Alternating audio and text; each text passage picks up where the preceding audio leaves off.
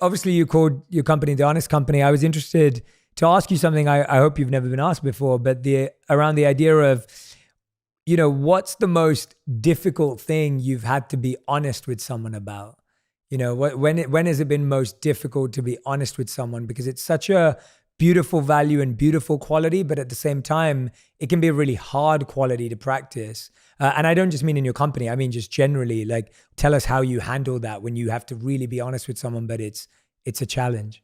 I've learned, I think, over the years how to, probably starting with myself. It's like that inner dialogue of how you talk about yourself, and how you sort of like treat yourself, and give space for yourself.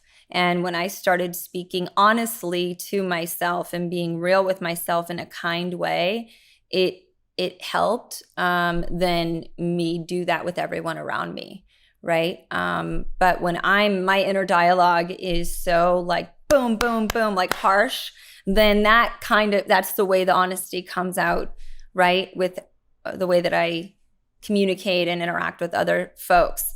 It's a beautiful value, to be honest, but I think it can be, like you said, tough to take when it's delivered through the lens of harshness. What's been the most difficult thing about honesty? I mean, I don't know. I actually really love honesty. And for me, it's sort of the starting point to being able to then move forward. If you don't have that clarity of honesty of any situation or circumstance, then you're just living in a delusion. Then it's hard to like grasp. You're sort of on shaky ground. It feels like a solid foundation to then move from. Yeah, absolutely. No, I couldn't agree with you more. I love the idea of the more honest we are with ourselves, the easier it is to be honest with others. And I think honesty is something that we often say we want, but then when we receive it, we're like, no, don't tell me that.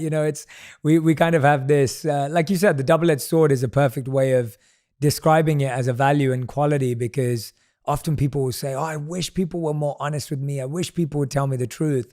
But then when they hear the truth or someone's honest with them, it's quite hard to take it in, even if it's So you're saying, it's interesting, like I've heard you talk about when you were in the corporate world, you got a coach and you probably had to see yourself in a very honest way, in a way that you probably never saw yourself before. And that is super humbling, because I've done the same, the professional, because it's sort of like a therapist, but it's mixed with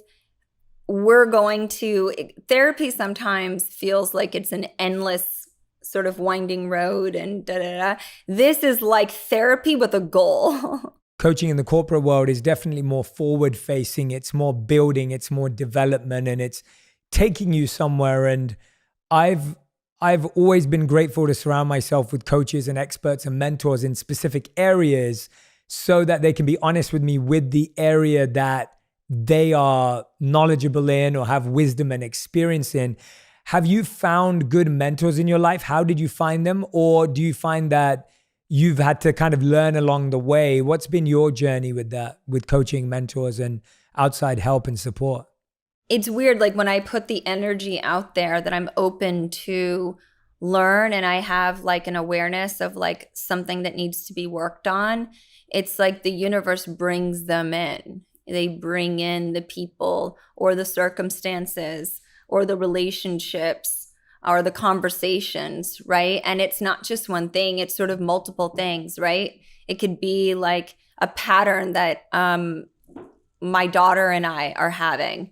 And then it's also like I have a conversation with a friend who's, going through an illness and it hits it there again. And then I go to the doctor and my doctor brings up the same thing, and you're just like, okay, the dots are connecting. The spirit guides are coming in and helping me here. Whatever that is, God, spirit. And so I think, if you're open to being better and evolving, the universe will align to bring you all of those teachers, right? And I think there's also like, you talk about meditation, but there's also whatever that meditation is for someone, just to like give yourself the space to sort of like sit and try to focus on that, on sort of like the stillness, which is very hard for, I think, type A people. To like be still.